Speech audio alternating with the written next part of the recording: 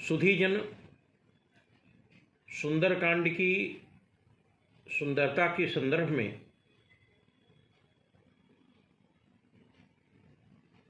आज सर्वप्रथम हनुमत चरित्र पर प्रकाश डालना चाहूँगा। वस्तुतः अशोक वन को तहस नहस करने, लंका दहन करने के पूर्व उचित होगा कि प्रभु श्री राम के द्वारा निर्देशित अनंत बलवंत श्री हनुमंत लाल जी महाराज अब तक राम के कार्य को पूर्ण कर चुके हैं। आगे का जो भी कार्य होगा उसमें श्री हनुमान जी के बल का हम निरूपण करेंगे। साथ ही साथ एक श्रेष्ठ दूत के रूप में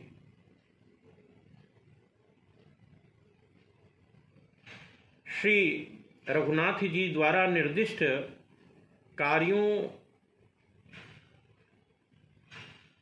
के अतिरिक्त कार्य जो हनुमान जी ने संपादित किए हैं, उसके पूर्व आइए हम सब मिलकर सर्वप्रथम हनुमान जी को प्रणति निवेदन करते हैं इस वीडियो में। तत्पश्चात हनुमान जी के बल पक्ष का निरूपण अगले वीडियो में पुनः करेंगे। सुधीजन,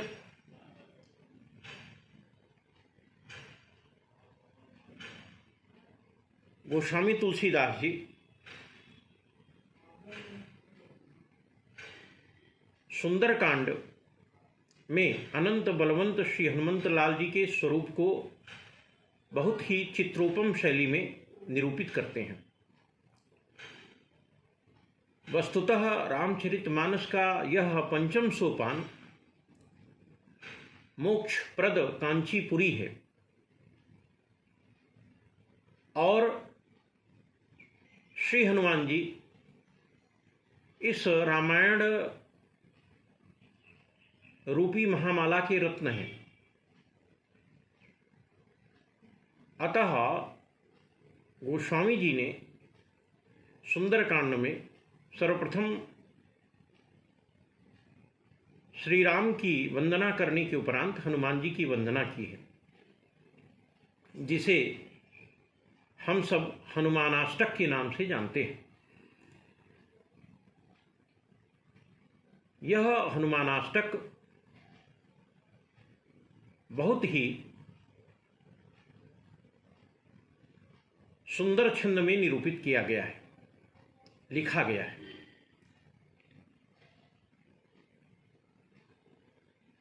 एक बात यहाँ मैं और इंगित कर दूं कि गोस्वामी तुलसीदास जी ने सुंदरकांड के अतिरिक्त जितने भी कांड हैं उनका आदि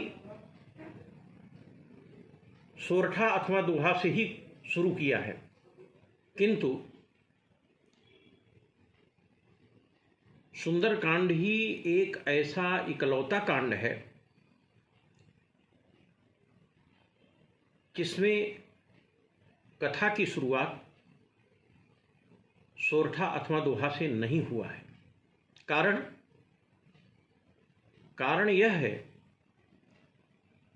कि सोरठा अथवा दोहा विश्राम का सूचक है, जबकि इस कांड में अनंत बलवंत हनुमंत लाल जी महाराज यह संकल्प लेकर लंका के लिए प्रस्थान किए हैं कि जब तक राम काज नहीं हो जाता तब तक मैं विश्राम नहीं करूंगा। राम काज कीन्हे बिनु मोहि कहाँ विश्राम। ऐसी स्थिति में यदि गोस्वामी जी के इष्ट हनुमान जी को विश्राम अभीष्ट नहीं है, तो फिर इस सुंदरकांड में गोस्वामी जी अपने इष्ट देव को सोरठा या दोहा का प्रयोग करके विश्राम स्थल क्यों प्रदान करते?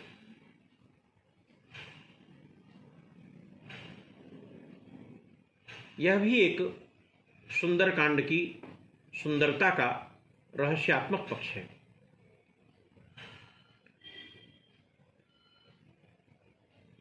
अमरकोश में सुंदर की जो परिभाषा दी गई है वह भी अतीव शोभन है। सुंदरम रुचिरम चारु मंजुलम च मनोहरम इत्यमरः। चूंकि सुंदरकांड में हनुमान जी के अष्ट स्वरूप का विवेचन गोस्वामी तुलसीदास जी ने किया है, तो हनुमान जी के इस दिव्य स्वरूप की विवेचना करने के लिए, दिव्य स्वरूप को व्याख्यायित करने के लिए गोस्वामी तुलसीदास जी ने मंजू मालिनी छंद का प्रयोग किया है।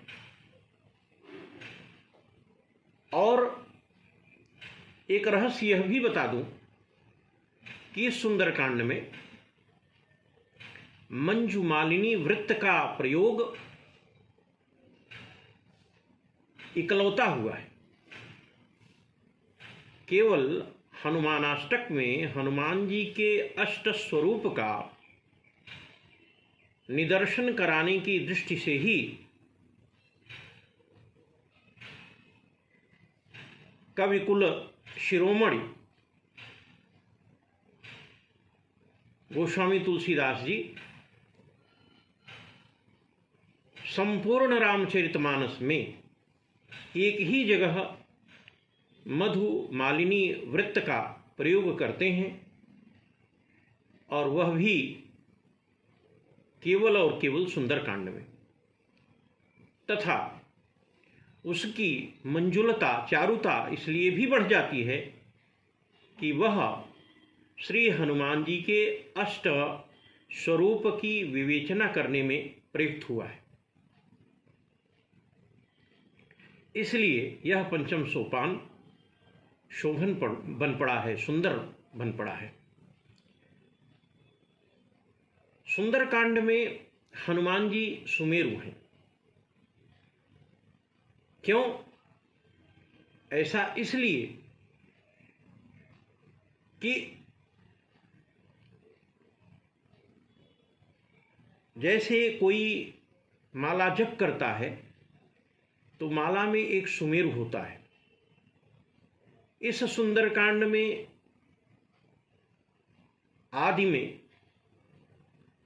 सोरठा या दोहा का प्रयोग गोस्वामी जी ने केवल इसीलिए नहीं किया है कि हनुमान जी रामायण महामाला रत्नम वंदे नीलात्मजम, इस रामायण रूपी महामाला के रत्न हैं, सुमेरु हैं। और जैसे सुमेरु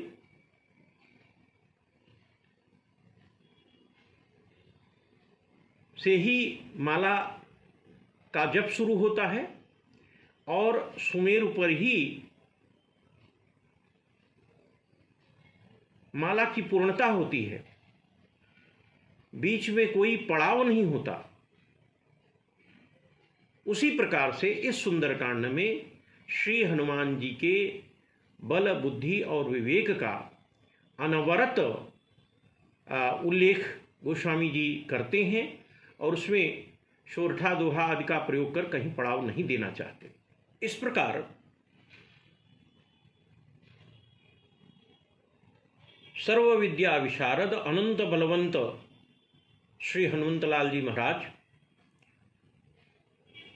इस सुंदर कांड के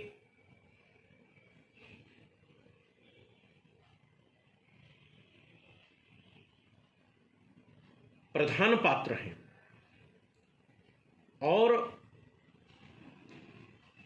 वह इस सुंदर कांड में सुमेरु की भांति ही तेजोदीप्त आभा परिपूर्ण रूप में दिखलाई पड़ते हैं। कनक बरन तन तेज विराजा, कनक भूधराकार शरीरा। और इसी हनुमानाष्टक में गोस्वामी तुलसीदास जी स्वर्ण शैलाभ देहम कहकर श्री हनुमान जी के सुमेरु व्यक्तित्व को महिमा मंडित करते हैं। अतुलित बलधामम स्वर्णशैलाभदेहं दनुजवन कृशानुं ज्ञानिनामग्रगण्यं सकलगुणनिधानं वानराणामधीशं रघुपतिवरदूतं वातजातं नमामि। इस प्रकार हनुमान जी का यह अष्टविग्रह स्वरूप इस हनुमानाष्टक में गोस्वामी जी ने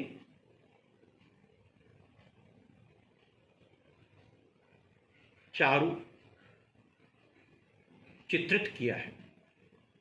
अतुलित बलधाम, हनुमान जी अतुलित बलधाम है। कैसे? वस्तुतः उनके इष्ट देव श्री रघुनाथ जी अतुलित बलशाली हैं। गोस्वामी जी अन्यत्र कहते हैं कि अतुलित बल अतुलित प्रभुताई। प्रभु श्री राम में अतुलित बल और अतुलित प्रभुता है।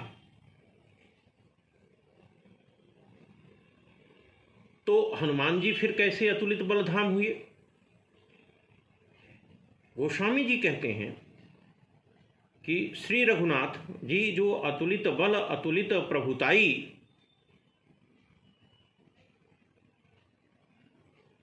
के सार सर्वस्व हैं,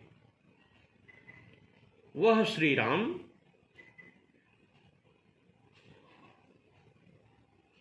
हनुमान जी के वक्षस्थल में निवास करते हैं। अतः श्री राम का जो ठौर है, जो आवास है, जो निवास स्थान है, वह श्री हनुमान जी का हृदय है। जासु हृदय आगार बसहि राम सर चापधर। जिसके हृदय में धनुर्धारी प्रभु श्री राम निवास करते हैं,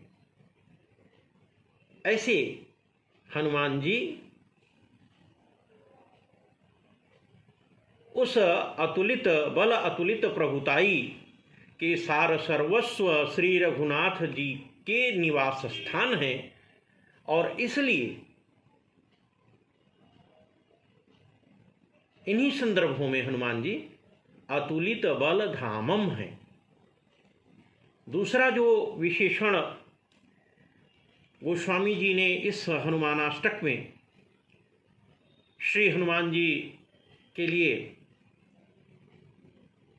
प्रयुक्त किया है, वह है स्वर्ण शैलाभ देहम। अर्थात सोने के पर्वत के समान अप्रतिम आभापूर्ण व्यक्तित्व और शोभायुक्त शरीर वाले हनुमान जी। और जैसा मैंने पूर्व में आपसे निवेदन किया था कि हनुमान जी सुमेरु हैं, तो सुमेरु तो सोने का ही पहाड़ होता है, इसलिए हनुमान जी स्वर्ण शैलाभ देहम हैं। श्री हनुमान जी महाराज इस रामायण रूपी महामाला के सुमेरु हैं, रत्न हैं। रामायण महामाला रत्नम वंदे नीलात्मजम। और उनका जो शरीर है वह स्वर्ण की भांति तेजोदीप्त है, आभामंडित है। और जगह जगह पदे पदे गोस्वामी जी ने उनके इस दिव्य स्वरूप को विवेचित किया है। कनक भूधराकार शरीरा, कनक भूधराकार शरीरा व्यक्तित्व वाले हनुमान जी हैं। स्वर्ण शैलाभ देहम की कांति वाले हनुमान जी हैं। इसलिए हनुमान जी का यह जो दिव्य स्वरूप है वह तेजोदीप्त है, आभापूर्ण है और सुमेरु पर्वत की भांति दमकने वाला है। तीसरा जो विशेषण इस मधुमालिनी वृत्त में गोस्वामी जी ने दिया है वह दनुज वन कृशानुम के रूप में है। अर्थात हनुमान जी दैत्य रूपी वन के लिए प्रज्वलित अग्निपुंज हैं। जैसे अग्नि सबको जला सकती है, लेकिन उस प्रज्वलित अग्निपुंज का कोई दूसरा कुछ कर नहीं सकता, हनुमान जी उसी प्रकार से दैत्य रूपी वन के लिए कृशाणु हैं। और इसीलिए हनुमान जी को खल बन पावक ज्ञान घन कहा गया है। खल बन पावक, हनुमान जी दुष्ट रूपी वन के लिए पावक हैं। और इसके अनेक दृष्टांत आप पदे पदे रामचरितमानस और सुंदरकांड में देख सकते हैं। प्रणवहु पवन कुमार खल बन पावक ज्ञान घन, या लंका दहन जब करेंगे हनुमान जी, उलटी पलटी लंका सब जारी, या अन्यत्र आप देख सकते हैं काह न पावक जारी सक। इसी प्रकार कवितावली में गोस्वामी जी लिखते हैं राम रूसा नल ज्वाल माला मिव ध्वांत चर सलभ संहारकारी। अर्थात जातु धानियों के जो शलभ स्वरूप हैं, शलभी स्वरूप हैं, पतंगे के समान हैं, उनको जलाने के लिए हनुमान जी, उनका व्यक्तित्व नष्ट करने के लिए हनुमान जी साक्षात पवन हैं, आग हैं, प्रज्वलित अग्नि हैं। और हनुमान जी की इस दाहकता को लंका के सभी नर नारी सहज रूप में याद रखते हैं। उलटी पलटी लंका सब जारी, और उहाँ निशाचर रहीं सशंका जबते जारी गए कपिलंका। जब से हनुमान जी ने लंका दहन किया है तब से वहाँ के सारे निशाचर 24 घंटे सशंकित रहते हैं कि कोई दूसरी आपदा विपदा न आ जाए इस लंका नगरी में। इसलिए हनुमान जी इस रूप में धनुजवन कृशानुम हैं। जो चौथा विशेषण गोस्वामी जी ने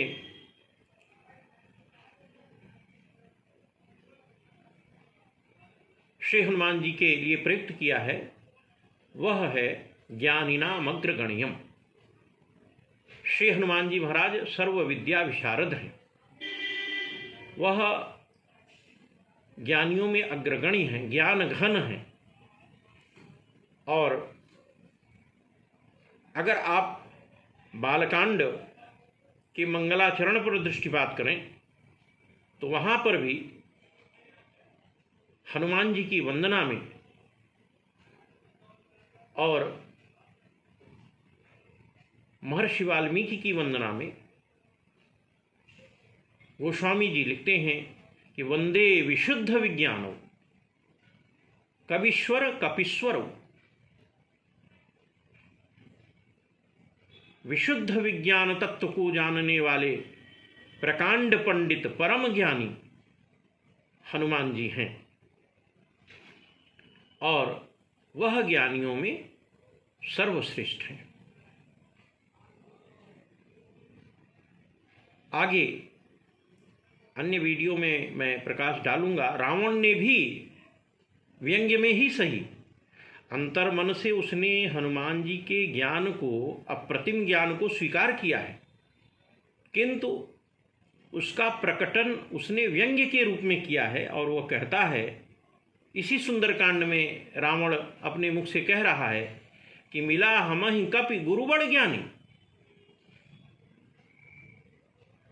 अंतर्मन से तो वह श्री हनुमान जी के ज्ञान श्रेष्ठता को स्वीकार कर रहा है, लेकिन चूंकि सभा में बैठा हुआ है इसलिए वह सटायर व्यंग्य करता है और कहता है कि मिला हमहि कपि गुरु बड़ ज्ञानी। इन सब रूपों में आप हनुमान जी की ज्ञानिनामग्रगण्यत्व को आप देख सकते हैं।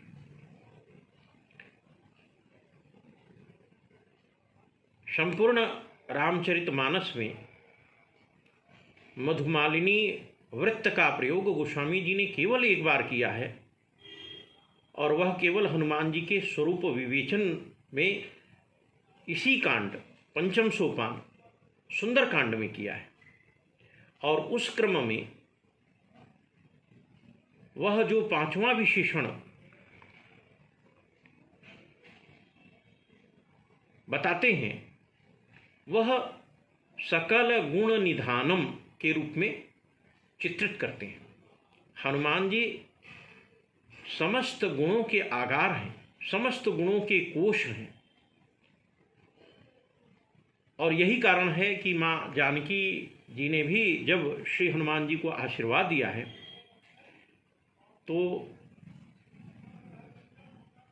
गुणशीलता की बात भी कही है। अजर अमर गुण निधि सुत होहु, यह आशीर्वादात्मक कथन है माँ जानकी का श्री हनुमान जी के प्रति। इसी प्रकार गोस्वामी जी अन्यत्र लिखते हैं, सुनु सुत सद्गुण सकल तव हृदय बसहु हनुमंत। अर्थात हनुमान जी गुणों की खान हैं, गुणों के कोश हैं, गुणों के आगार हैं। और विनय पत्रिका में तो गोस्वामी जी ने यह लिखा है कि विमल गुण बुद्धि बारिधि विधाता। इस रूप में हनुमान जी के सकल गुण निधान स्वरूप को विवेचित करते हैं। गोस्वामी तुलसीदास जी ने हनुमान जी के स्वरूप का विवेचन करने में जो छठा विशेषण प्रयुक्त किया है वह है वानराणामधीशम। श्री हनुमान जी वानरों के स्वामी हैं।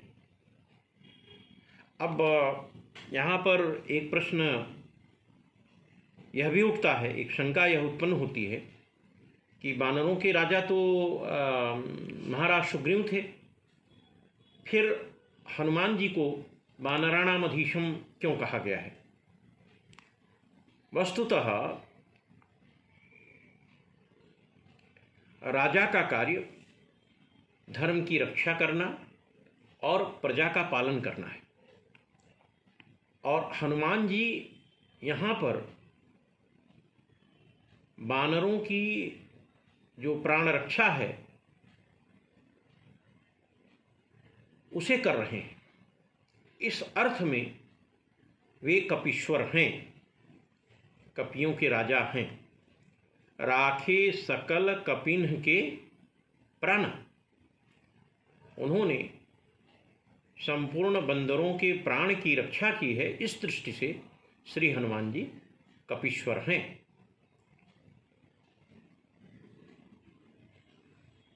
और इसी बात को गोस्वामी जी बालकांड के मंगलाचरण में भी कपीश्वरौ कहकर इंगित कर चुके हैं। वंदे विशुद्ध विज्ञानो कवीश्वर कपीश्वरो। इस सुंदरकांड में गोस्वामी जी हनुमान जी को कपियों का राजा कह रहे हैं। नव तुलसिका वृंद तह देखी हरस कपिराई। कपियों के राजा नव तुलसिका पादपादि के समूह को देख करके प्रमुदित हो उठते हैं, हर्षित हो उठते हैं, खिलखिला उठते हैं। इस दृष्टि से भी हनुमान जी कपीश्वर हैं, अधीश्वर हैं।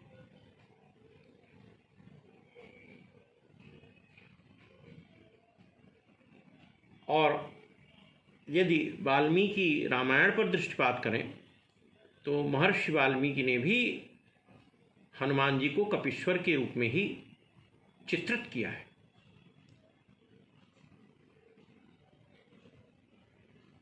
त्वद्गतानि च सर्वेषां जीवितानि वनौकसाम। ऐसा वाल्मीकि रामायण में महर्षि वाल्मीकि जी हनुमान जी के संदर्भ में लिखते हैं। श्री गोस्वामी तुलसीदास जी महाराज श्री हनुमान जी के लिए इस मधुमालिनी वृत्त में अगला जो विशेषण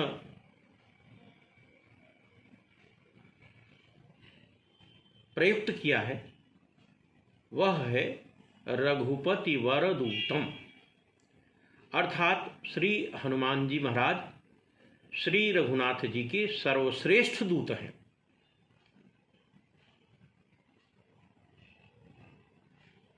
क्योंकि वह निरंतर राम काज में सन्नद्ध रहते हैं, प्रभु श्री की सेवा में सन्नद्ध रहते हैं और पदे पदे इसकी अनुगूंज इस सुंदरकांड में, इस रामचरितमानस में भी आपको देखने को मिलती है। राम काज कीन्हे बिनु मोहि कहाँ विश्राम। राम काज कीन्हे हनुमाना राखे सकल कपिन के प्राणा। माँ जानकी जब उन्हें आशीर्वाद देती हैं तो भी राम प्रिय कहती हैं। आशीष दीन ही राम प्रिय जाना। और श्री रघुनाथ जी भी हनुमान जी के कृत्यों को देखकर, उनकी लीलाओं को देखकर, उनके बल बुद्धि विवेक साहस शौर्य पराक्रम तेज को देखकर, उनके द्वारा संपादित किए गए कार्यों को देखकर यहाँ तक कहते हैं कि सुनु सुत तो ही उरिन मैं नाही। देखूं करी विचार मन माही। इस प्रकार श्री रघुनाथ जी भी हनुमान जी के प्रति इस प्रकार का भाव रखते हैं। देखूं करी विचार मन माही, सुन सुत तो ही उरिन मैं नाही। कितनी बड़ी बात प्रभु श्री राम हनुमान जी के लिए कह रहे हैं। इन सब दृष्टांतों से हनुमान जी श्री रघुनाथ के अतिशय श्रेष्ठ दूत हैं, वरदूतम। और श्री रघुनाथ ने भी उनकी दूत श्रेष्ठता का डिंडिम घोष सुंदरकांड में किया है। गोस्वामी तुलसीदास जी ने श्री हनुमान जी के लिए अंतिम जो विशेषण प्रयुक्त किया है वह वात जातम के रूप में है। वात जातम, हनुमान जी वात जात हैं, पवन पुत्र हैं। हनुमान जी का जो बल है वह पवन की भांति ही अप्रमेय है, अत्यंत वेगवान है। पवन तनय बल पवन समान, जानी न जाई प्रभंजन जाया।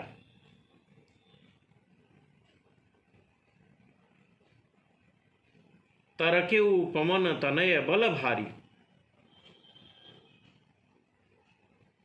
ताहि मारी मारुत सुत वीरा। आदि जो प्रसंग हैं वह हनुमान जी के वातात्मज स्वरूप को प्रोद्घाटित करते हैं। गोस्वामी जी ने जो वातजात शब्द का प्रयोग किया है वह साभिप्राय है और अत्यंत ही रहस्यात्मक है। इसका एक रहस्य यह भी है कि श्री हनुमान जी के जो पिता पवन देव हैं उन्हें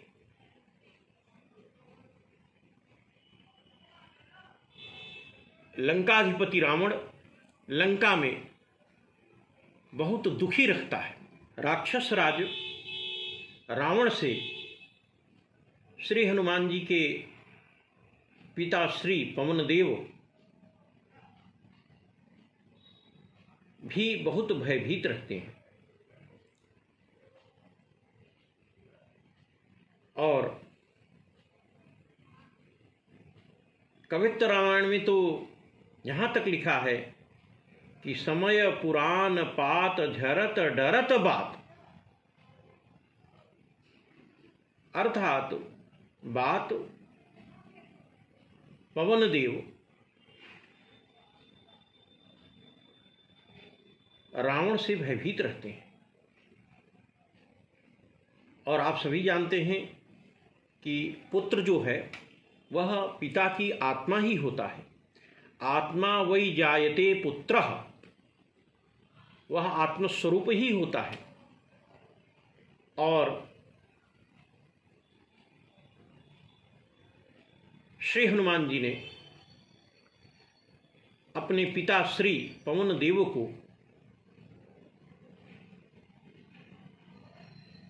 लंका के बंदी गृह से छुड़ाया था और न केवल पवन देव को मुक्त कराया था अपितु सभी लोकपालों को भी बंदी गृह से छुड़ाया था।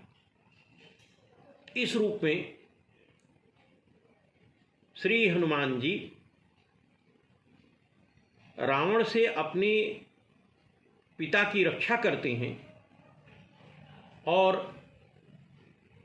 इस संदर्भ में वह एक सुपूत हैं, अच्छे पुत्र हैं। अस्तु श्री हनुमान जी वातजात हैं और हनुमान जी इस वातजात नामकरण की सार्थकता को सिद्ध करते हैं। अतः श्री हनुमान जी के बल पक्ष का निरूपण करने के पूर्व उनके एक दिव्य अष्टस्वरूप का संक्षेप में प्रकटन आज मैंने आपके सामने किया है। और आइए हम सब मिलकर यहीं से अनंत बलवंत श्री हनुमंत लाल जी को प्रणाम निवेदित करते हैं। पुनः अगले वीडियो में हनुमान जी के बल पक्ष का निरूपण करते हुए आपसे भेंट होगी। धन्यवाद।